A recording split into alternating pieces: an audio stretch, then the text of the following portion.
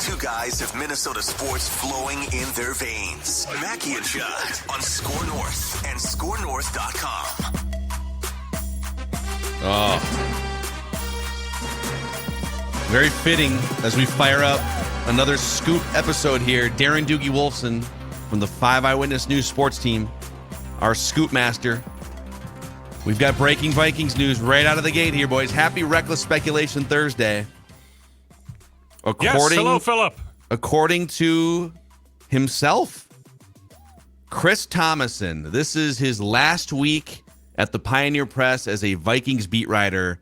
He's moving on to Denver to cover the Denver Broncos for the Denver Gazette, where Woody Page is a columnist. Chris Thomason worked in Denver for 10 years. He announces he is leaving the Vikings beat, and will his Harrison Smith Prince photo tweet be the lasting memory of a legendary Vikings beat writer, Chris Thomason? He comes off the Pioneer Press cap. I hear that creates a bunch of room. Pioneer Press getting younger. Are they going to go young, or are they going to try and sign? Oh, they'll go young. Have they approached Judd Zulgad about getting into the Vikings beat again? I think they might freeze the position. I think they might save some more. I mean, these are trying times. These are trying times. Legendary. I love Chris. He's a bulldog, but God bless George Payton, Kelly Klein, other people we know in Denver. It's not them, dude. They thought they got away. They thought they got away. It's Sean Payton. I can't wait. Sean Payton's friends with Zimmer. And Zimmer, let's just say, and Chris didn't see eye to eye. I want to see Sean Payton. Sean Payton might go back to Fox mid-season if they're undefeated because he just can't take it. Would you like to comment on that? I'm done. So, Sean, why did the Broncos were 7-2? Well, you had this thing turned around. Why did you leave for Fox? That Chris Thomason guy, man. I can't take his questions. Can't take his Prince photos on Twitter. Let's just say I once heard a story. I don't know if I've told this before, but when somebody who used to cover the Vikings in this town around the time that Brad Childress was coach, that after a very difficult loss to the Bears, Brad Childress's first words in shaking hands with the opposing coach had nothing to do with the game or the loss. It had to do with the beat guy that was switching beats. Oh, I know who you're talking about. I'm not going to name any names. I'd like to, but I can't. It's not appropriate. But yeah, Childress's first words were a middle of the field. This is middle of the field. Middle of the field after a devastating loss in overtime to the Bears, in which Devin Aromashodu did the Vikings in, and the first exchange has nothing to do with football and has to do with a transfer of beat writers. Hey, good game, Coach. Watch out for the snake in the grass that's coming over to you. I think there was name. more I think I know who it is. Okay, I will. But anyway, just the point. Just the point is that text me the name. Sean Payton. Good luck to you. Yeah. All right. Anyhow, all right, Doogie. Happy Reckless Speculation Thursday. Yes, happy Reckless Speculation Thursday. Things Who cares are if today's fluid. the beginning of the NCAA tournament? I mean, way more importantly, Reckless Speculation Thursday. Happy new NFL league year. I know you had caught steam. Was it yesterday that maybe yesterday was Harrison Smith Day? So we're still waiting on Harrison Smith. We're still waiting on now that Alex Mattison just came back. Not groundbreaking money, but $3.5 million a year on a 2-year deal. So that would seem to me an indicator that a Dalvin Cook trade or release is more likely, waiting on Za'Darius Smith. So I'll just kind of throw it over to you. Anything Vikings related that you have updates on for us? Yeah, absolutely. On Harrison Smith, yes. I went on the record with you guys. Was it Monday? Was it Tuesday? All these days are blending together. But I was led to believe that we would have some finality by middle of the week. Clearly, as we sit here at 10:15 a.m. Central on Thursday morning, we don't have a final decision. There's fluidity. Let me stress that. I've always said that there's fluidity to this. A decision is coming. The Vikings decided to restructure Kirk Cousins' contract. They got under the cap that way, thus pushing back the Harrison Smith decision date. But he is due some money tomorrow, Friday the 17th. So presumably, I don't know this 100%, but presumably a decision is forthcoming. I was told the cut they are looking for him to take, they do want him back. Let me make that very clear. The Vikings want Harrison Smith back. Brian Flores wants him, absolutely wants him. They have made that very clear to him, to his camp, but I was told it is a significant, I don't have the exact number, but they are seeking for him to take a significant pay cut. So that's the Harrison Smith news. On Dalvin Cook, I had somebody tell me, like, are we underplaying the severity of this shoulder injury, the shoulder surgery? Like, where is he at from a physical standpoint coming off the shoulder surgery 5 weeks ago? But I will tell you that I've been saying for a while, I see him on the 23 roster. Now, I wasn't so sure Alexander Mattison would be back. I knew there was genuine interest in re-signing Alexander Mattison, but I knew the Lions had some interest, but they went in the direction of David Montgomery. I knew the Broncos had interest. They went with P. Ryan. Philadelphia was not interested. They ended up with Penny. Carolina really wasn't in the mix. They ended up with Miles Sanders. Atlanta was another team that had kicked the tires on Mattison. So there was enough interest. So I thought, okay, well, you know what? Maybe Alexander ends up elsewhere. So thus, that would put the ball in motion for Dalvin to be on the Vikings in 23. But some buzz last night was to continue to check on the possibility that Dalvin is elsewhere, that there's some trade interest, although with Ezekiel Elliott now being released by Dallas makes me wonder, like, really? I mean, does Atlanta, does Jacksonville potentially? I don't think Miami after they made the Wilson and Mostart moves. Yep. But like Atlanta would be maybe a team I'd keep an eye on. I mean, I guess maybe Cincinnati, just with Joe Mixon's uncertain future. But Atlanta definitely has been in the running back market. They haven't done anything yet. That's why I bring up the Falcons. But like after Elliott gets let go, is there really any trade value there? But I would continue to monitor. It's not like I know definitively right now what the future holds for Dalvin Cook. But I was told by some people in the know last night that know enough stuff that either are, secondhand to all this or directly involved, that I should at least monitor Dalvin's situation, that it's not a foregone conclusion that he'll be here in 23. So, Dukes, if I may recklessly speculate about this one. Absolutely. It's the theme of the day. Reckless speculation. And as you just said before you started, everything about this is fluid.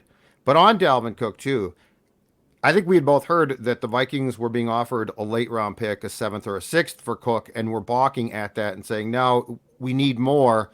But they definitely were interested in trying to trade him. I wonder if the Zeke move and seeing the terms of contracts for this position, which are not huge for the most part, I wonder if that has changed the Vikings' thought process and actually changed it when Mattison said I'll sign, because I don't see any way that he and his representatives re-signed here with him. He's coming off a career low in carries. So like his role last year was diminished. I wonder if the Zeke thing has changed this and if the Vikings are going to trade him for a 7th round pick. Now, the reason why I do think that the Vikings are intent on trading him is the cap savings for 2023 are larger if you trade him than if you release him. So I'm pretty sure, but I wonder if they would go back now and say, guess what? We'll take a 7th round pick. That's fine. So I got to think the Zeke thing has changed thinking here, because if the Dallas Cowboys can't get a thing for him, then you sure as heck aren't getting, say, a day 2 pick, you guys, for Dalvin Cook. Well, and the Vikings still have a healthy opinion of the rookie from last year entering his second year, Chandler, right at the running back position. You're right about Mattison, a career low in carries last year. They guaranteed pretty good money for 24 as well. So not only is Mattison getting pretty good money, considering the year he came off of for 23, but there's some decent money there in 24. There was even some chatter I heard about longer than a 2-year deal. So I don't know if you want to read between those lines. And ultimately they settle on the 2 years, but that there was chatter at one point of potentially longer than 2 years. So would that feed into, okay, if they had some interest in going beyond the 2 years, probably not much further beyond, but beyond 2 years, because look at Kwesi's track record so far. He doesn't give out 5-year deals, really even 4-year deals, right? I mean, Justin Jefferson's extension will change that narrative. But you look at all these free agent signings going back to last year now through this year, these are short-term deals. But there was chatter about going beyond 2 years. I would add this too. This, if this winds up being essentially a Dalvin Cook for Alex Mattison swap of the starting running back spot, and then Ty Chandler moves up in the old Alex Mattison role, it would fit everything they've done so far in the last week and a half. Think about the players that are gone. Eric Kendricks, 31.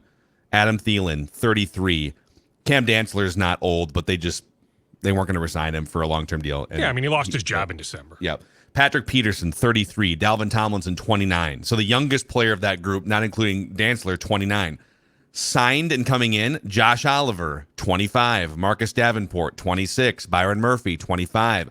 So, and Garrett Bradbury coming back, 26 years old. Say what you want, but he fits age-wise with what they've been doing the last 10 days or so. And so, again, Za'Darius Smith likely out. He's 31 years old. Swapping a 28-year-old Dalvin Cook in 2023 for a currently 25-year-old Alexander Mattison would fit everything they've done so far in the last 10 days, boys. It would. Now, there was interest in bringing back Patrick Peterson, not at 2 years. There was also interest in bringing back Dalvin Tomlinson. They had enough chatter with his representation, but they couldn't touch. They wouldn't do the 4 years. They wouldn't do all that money that the Browns did. But there was interest in those two. But yes, it absolutely fits the theme of, finding these 25, 26-year-olds. Now on Bradbury, Phil, I mean, that was a price point, right? I mean, that's a pretty team-friendly deal, right? So, they weren't going to go much beyond that, but they're happy they re-signed him. I did hear that the Niners were willing to at least match, if not exceed a little bit, and the Niners re-signed their own guy. But I know San Francisco was in on Bradbury. But yeah, and there's probably more to come. Now, they've been in on the cornerback Bunting, the former Buccaneer. Now, with the Murphy move, probably dead, but maybe more so on life support, not completely dead. So I'll continue to track that situation. There's still a number of receivers out there, whether it's the draft or maybe it's the second or third wave of free agency. I would not be shocked if they added a receiver. So we'll keep an eye on those two things. On Za'Darius, I don't have a Za'Darius update, but yeah, I mean, the signs point to, he wants out, the age thing, all that, right? I mean, he's due a large amount of money. What is it, tomorrow, Friday the 17th? So, we should have some news on Za'Darius soon enough. And then on Danielle Hunter, Judd, I know you've had some of this steam. I mean, I see Danielle here in 23, but there has been some trade interest in Danielle.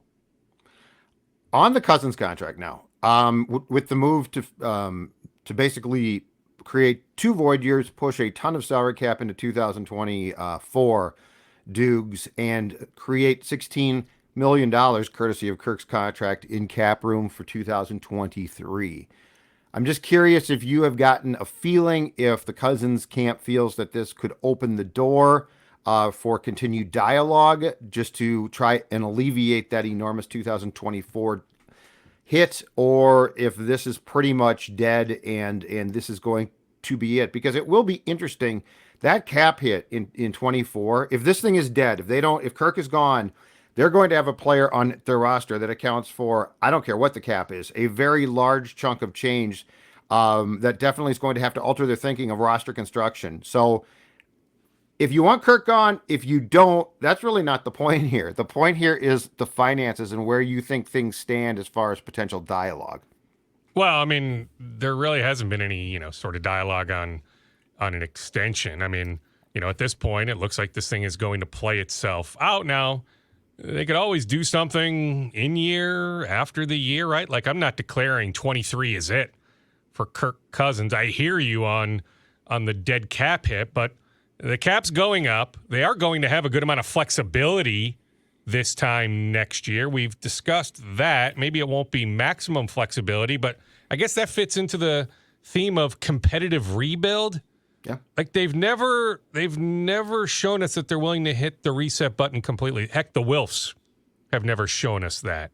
So they still feel like with some of these tweaks that the NFC North is wide open, that they can still be very competitive here in 23. So they're not willing to take a bunch of steps backwards, right? So, I mean, I think they're willing, just with the other money that they'll have free for this time next year, that they'll just play this thing out. But I'm not declaring. I'm just telling you, Judd. I'm not declaring that this is it on Kirk Cousins. By the way, an update on Harrison Smith. I'm multitasking here, so getting some text messages. So, some of this delay is, trust me, his camp is feeling things out, right? Like, they know what the Vikings are offering, and they have a sense on what some other teams would be willing to pay. So even with a significant cut, in all likelihood, he can make as much or more money staying a Viking than he can get. I mean, 34-year-old safety on the open market just isn't going to get a large chunk of change. Yeah. And so from a money standpoint, I sense he can prosper more staying a Viking than leaving. So I know that's gone back and forth. I know, I've suggested going back to last week that signs pointed to an eventual release, but that's where things are. And that goes back to the fluidity of all this, that he can benefit financially more staying a Viking compared to asking for his release. So his base salary, and this is getting in the weeds here, but his base salary is $14.7 million. It's actually the highest base salary of any Vikings player in 2023. And the reason is Kirk's base is $10 million. They gave him the $20 million roster bonus wrapped up in a signing bonus. So Kirk gets the $30 million in cash, a third of its base salary, 2/3 of it is a signing bonus. So for Harrison's $14.7 million base salary, that right now, in terms of just like average annual value, would make him a borderline top 5 highest paid safety. So if you look further down though here, there is nobody on, like, you have to get everyone on this list around him is 30 or younger. And then you get to like Jordan Poyer, Micah Hyde, those guys with the Bills, 32 years old, 33 years old. Those guys make $9 million. So to me, that's probably where the Vikings, Devin McCourty, who just retired, was at $9 million. So the Vikings are probably saying, we need to for sure lop like a third of your base salary off. And you're right. Like, he's probably battling two things. Number one, okay, how does that compare to what other teams would give me if I just decided to go explore the market?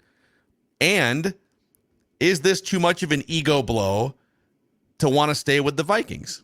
And maybe the third thing is, I might only have another year or two left to play football. If I want to win a Super Bowl, can I make that happen with the Vikings, right? So there's all these different things that Harrison Smith is probably thinking about from his side of the coin, I guess. Absolutely, but there is the loyalty factor. I think he really does like it here. His wife likes it here. Like, at this point, it's trending toward Harrison Smith being here in 23. And I get it. I've been a roller coaster on this, but I'm just telling you, just my sense, even just with some text messages in real time here, that I'm sensing that Harrison will remain. Just, it's going to be, in the words of somebody who would know, a significant pay cut. So I don't know. You said what, base salary 14.7, Phil? So I don't know if that's a 50% cut, a 40% cut, a 30% cut. I mean, in the Cousins case, he still gets his cash. It's not like Kirk Cousins took a pay cut. But in the case of Harrison Smith, it would be a pay cut. Judd, this discussion about Vikings roster cuts presented by our friends at mydullknives.com, okay?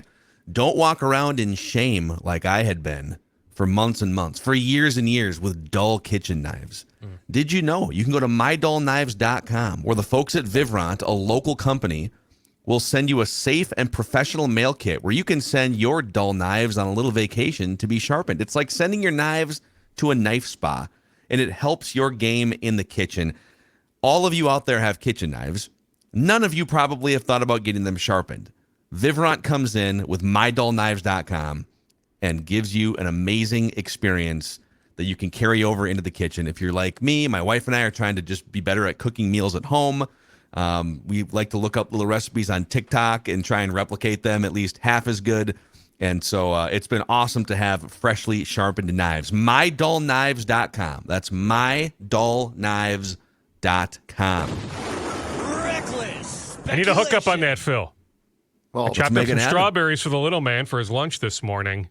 Our Dull knives knife? need some work. Just squish them. You probably squished them. Mushy strawberries. Yeah. Pour a little See, this berry. is a perfect example. Keaton, this but is yeah, a same perfect thing. example. All those knives, all those expensive knives in the Wilson household, and they all aren't worth a damn right now. And They Vivront feel can neglected. change that They feel instantly. neglected. Yeah. Instantly. It's too bad. I do think on the conversation, to go back to Harrison Smith, I do think among all of the people that they have let go, Thielen, okay, yeah. Kendricks, definitely. I think Harrison Smith is the one where it would be nice to bring him back, because he strikes me as a guy who still has a lot to potentially, at least for a year in a transition year, offer. Like everybody else, I'm fine with going. Za'Darius, I think you've got his replacement, and he was a mercenary. So if he's one and done, that's absolutely fine. Dalvin Tomlinson, I would have liked back, not at that price, but he's also not an aging guy. Like he left to maximize salary opportunity. Harrison Smith's the one guy that I think if you are Dukes, as you alluded to, Brian Flores, you're probably saying, you know what, that'd be a really nice, almost assistant coach to have back there. So that one makes a ton of sense in trying to transition and improve guys, seeing that whole group. That's why I think that the fact that they are bending over backwards to try and work something out from both sides with Harrison Smith makes a lot of sense. Yeah, I mean, I'm just telling you. I mean, Flores wants him back. You think about Metellus. You think about, Exactly. Even Bynum, who played corner in college, still learning about the safety position. Certainly seen, having Harry around to mentor those guys. I know he's quiet around us, but there's enough vocalness there behind the scenes. Like, they value his leadership. He's an important part, future Vikings Ring of Honor inductee, all that, an all-time Viking, right? So, I mean, there's something to be said about that, too. But I'm just telling you, as I sit here this morning, it's trending in the direction of Smith remaining a Viking. So interesting, man. I'm just trying to look at the priority list here, sort of what's left. So we've covered Harrison, we've covered Za'Darius, the Dalvin Cook thing we have covered at this point. Is that kind of like, I feel like we're getting toward the end of the major checklist here. Those are kind of the three major things left. Greg Joseph, they brought their special teamers back. Is there anything we're missing on the checklist here, Dukes? Or because I feel like they had 12 things on a list like a week and a half ago, and they've kind of hacked through a bunch of these, and they've filled some gaps there. There's other free agents they could bring in. You mentioned Sean Murphy-Bunting. I think Kyle Van Noy is a guy to watch, who's been with Brian Flores at two different stops. He's a 32-year-old veteran, sort of edge linebacker type. But what else should we keep our eye on here over the next few days besides the things we've already discussed on the episode? Yeah, I mean, you just kind of hit on it. I mean, we're now going to transition, maybe not immediately, but, to the Vikings, having legit interest in extending TJ Hawkinson, certainly in extending Justin Jefferson, and, some of those. Danielle. The Danielle thing is fascinating. Danielle, he doesn't fit the window. He doesn't fit the window, guys. He's I think 29 that one needs years to play old. itself out more. Yeah. But they're going to want a contract. I don't think they're trading him. I'm just telling you that, Judd. I mean, I don't think trade's coming, but I think that one, I let that one play out a little bit more. That's a don't report to voluntary stuff until I get a contract thing. Yeah, he's not showing. He's his, not showing his up. contract. I think that's fair. It's basically And I don't fault done. him on that. No, I'm just Or I saying it's wouldn't going to fault become him. Yeah. it's going to become a point of contention here if it doesn't get addressed. Yeah. You can't just say, dude, I mean, come it back will. and play. He'll balk. Yeah, at that. absolutely. I mean, when we first get that access in mid to late April with OTAs and he's not out there, presumably, yeah, I mean, we'll hammer it home then. I'm trying to think if there's anything else, Phil. No. I mean, they're knee deep in, all these pro days. I mean, they had a national scout, Sean Gustus, at Clemson in Georgia the last couple of days. I was over at Gophers Pro Day yesterday, Wednesday the 15th. Kwesi was there, Kevin O'Connell was there, Flores was there, Wes Phillips was there, Keenan McCardell was there, other position coaches were there. They had some scouts. I mean, the Vikings had about 15 to 20 people there. So, I mean, they're working it pretty good. They've got some visits coming up second week of April. So some draft prospects, the top 30 visits, they'll bring in a handful of guys and the local guys as well, the John Michael Schmitzes of the world, the Terrell Smiths of the world, guys that played for the Gophers, maybe Brent Lang of UMD, although that hasn't been lined up yet. He's a Lakeville kid. But, I mean, that's kind of where things shift. I mean, there is a second and third wave of free agency. I wouldn't be shocked if, maybe they bring in a guy for a visit. I mean, we're seeing guys starting to take visits, like Adam Thielen was in Carolina yesterday. I was told on Thielen, more just feeling things out. Like he didn't go to Carolina with like this big intention of, I'm going to sign on the dotted line. No way I leave there without a contract. It was more just a fact-finding mission. Mm-hmm. But who knows? I mean, maybe eventually it gets to that point. But, you start seeing these guys taking visits. I know the Patriots are hosting some guys this week, the Seahawks. So I wouldn't be shocked if the Vikings look to bring in somebody for a visit here in the coming days. Okay. All right, let's move off Vikings here. Empty the bag of non-Viking scoops. What else do you have? By the way, on the Twins, can I ask this? Yeah. What am I missing? So they play baseball in 2 weeks. Byron Buxton has not played in a spring training game yet. Jorge Polanco has not played yet. Kirilloff, we've talked about. Derek Falvey told the assembled reporters down there, I want to say 3 or 4 days ago, hey, everything's on track for those guys to all be ready opening day. How? Well, is Buxton ready for opening day if he hasn't played in a spring training game yet? Well, we still have a little bit of time. I mean, I don't know if they're at the end of phase 2. Remember, 3 phases to the ramp up to March 30th, opening day. That's what Rocco told people at Dunkers in late January, that this was a 3-pronged plan. So, I think they're kind of to the end of phase 2. Phase 3 then would be to transition to actual spring training games. So I've not been led to believe there's any cause for concern on Buxton. Same goes for Polanco. On Kirilloff, though, yeah, I pause on that one. I mean, they bring in Solano. As I was told, Kirilloff Insurance is a righty bat at first base. We're seeing Joey Gallo play first base down in Fort Myers. And so Kirilloff would be the one I would say let's pause there. Like, I'm not convinced that, he'll be in that lineup March 30th. We'll let it play out. But that's the one, I'm telling you, Phil. That's the one where I'm like, maybe not. But I'm just telling you, until I hear otherwise, I'm not overly concerned on Polanco and Buxton. Okay. Dukes, what was that sort of cryptic, odd statement that the Wolves put out on Cat? Like it was an update, but it had no real news, and it almost was. I felt like bracing us for the worst case, not the best. What did you make of that, or hear about that statement? Yeah, I mean, where was that statement a month and a half ago? Right, that's right. Just updates along the way. I mean, just after 15 weeks, they put out an update. It was goofy to say the least. Here's another part of the goofiness. So yesterday during shoot-around, he's playing 5-on-5. So they have that stay in shape, Wendell Moore Jr., some of those guys that, truly don't get into games. They scrimmage for 45 minutes to an hour after shoot-around. Well, Cat's out there running 5-on-5. Yeah. I mean, he's been doing stuff on the court for well over a month. He's been doing some boxing activity off the court. Sure, going back weeks, he wasn't absorbing contact, but now we're to the point of him absorbing contact. Heck, I remember Jordan McLaughlin, calf injury, maybe not quite as severe, but Jordan McLaughlin was playing in that stay-in-shape game, and he was in a game 2 days later, right? So we still think it's going to be weeks on Cat.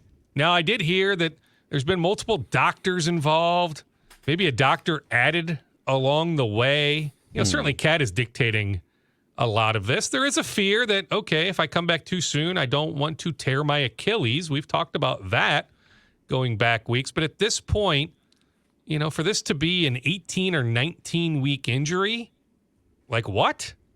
Like there's a lack of transparency here. That did you see the Finch quote too? The very odd Finch quote. Which one? Yeah. He said, according to the Star Tribune, quote, I try about Cat taking part in the 5-on-5 that you're talking about. I try not to watch, he joked when asked about the scrimmage. It's like looking into the sun. It's bad for your eyes. So like that, but that to me, even joking says, I'm not going to bother with it because I don't know a thing. It's all very, very odd. Well, that tells you that Cat is dictating a large portion of this. Yeah, because there's frustration in that quote. Yeah, I agree. But in Cat's defense, I'm telling you, and I get involving, a new doctor and all that. Like, let's not forget some of the goofiness with the Taurean Prince shoulder injury that went longer than it should have earlier this year.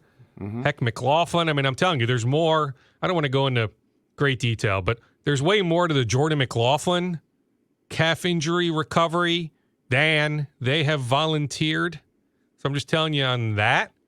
And I think there's some questions that we can ask about the training staff over there. So, if you want to rip Cat, fine. But I'm just telling you, I can defend Cat in that regard. But never in a million years did I think this would end up being an 18 or 19-week injury. Put it that way. Interesting. All right, rapid fire scoops. Sure. Well, also on the Wolves, Jalen Noel underwent an MRI in his knee. It checked out. He won't play tomorrow. I'm led to believe he'll be back maybe about this time next week, maybe sometime next week, maybe earlier than this time next week. It'll be interesting to see. I mean, once he's healthy to play, what does that role look like, right? With Nikhil Alexander-Walker playing a lot now. And so, I'll continue to monitor the Jalen Noel situation. On John Michael Schmitz, I brought him up earlier. He's the number one Gophers NFL prospect. He will visit the Steelers, the Jets, and he will do that local visit with the Vikings. On the Twins, they have all their pre-arbitration guys wrapped up contract-wise. I mean, in some cases, like on Duran, there really wasn't a negotiation. I mean, I think his side tried to get a little bit more money, and the Twins said, well, we have the right just to renew you at a certain number. And so the Twins just renewed Duran. But I know Joe Ryan's done something like $730,000, a little bit more than that. I have the number somewhere in my phone. But point is, the Twins have this system for their 0 to 3 pre-arbitration, service time years, guys. And so they have all those contracts done. They haven't announced any of them or announced that they've agreed to terms, but just know that those agreements are in place. Yeah. There he is, Darren Doogie Wolfson. Inside information. The tradition, right, Declan? One more. That's right. I hear Mark Coyle is aiming very high or relatively high on the women's basketball coach search. I've heard some rumblings about the West Virginia coach, the Colorado coach. Now, both those coaches are busy here the next few days with the NCAA tournament. I was told that the Pac-12 just doesn't pay its women's basketball coaches. And so there's a thought that the buyout isn't, stupidly high, that the Gophers could pay more if the Colorado coach truly is the 1A target.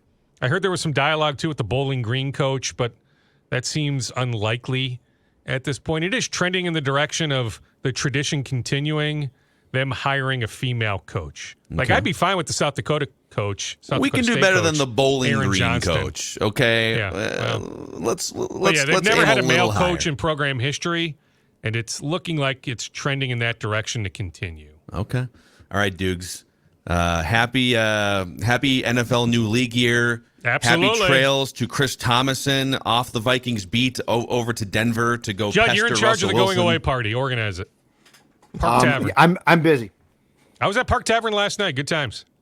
Let's maybe the four of us do a do little private scoop session at Park Tavern so Judd can tell you more about. I would love that. And Gophers men's basketball, they're after a bunch of guards. They've reached out to 25 players in the portal. There's 900 players already in the portal. College basketball is out of control. Are my cheese pizzas still in the freezer? I need to pick up 5 cheese pizzas. I'm sorry. Yeah, I literally hope so. have not I don't know. I haven't gone down there to check, but Okay. Probably gone. yeah, thank you Waited too long. for contributing to Drugie's baseball trip to Tennessee in late July. Yeah, so for the listeners, for the viewers here on YouTube, I brought in these pizzas. What was it, Phil? February 28th? Yeah, mine are still in the freezer. So 18 days ago. Thankfully, Brian, who runs our kitchen here at Hubbardville, thankfully, he's such a good guy. He's only got so much freezer space, and your pizzas are And there's taking only up so his many space. pizzas down there at the kitchen. I'm going to start eating some of that pizza. He at could that sling point. him into But the I think they're still down there. pizza oven. Yeah. Yeah. Wouldn't be a bad idea. But yeah, I think they're down there. So yeah, next time you're in, Phil, I know you're working from home, feeling a little bit under the weather. Next time you're in, I'll help you track them down. Thank you, Doogie. All right, boys, take it easy. See ya. There he is. Darren Doogie Wolfson. You can find him on 5 Eyewitness News here in the Twin Cities. And we're going to shut up here so Declan can post this before any breaking Vikings news happens. And we'll see you over on Purple Daily for some Alex Mattison and other Vikings discussion today.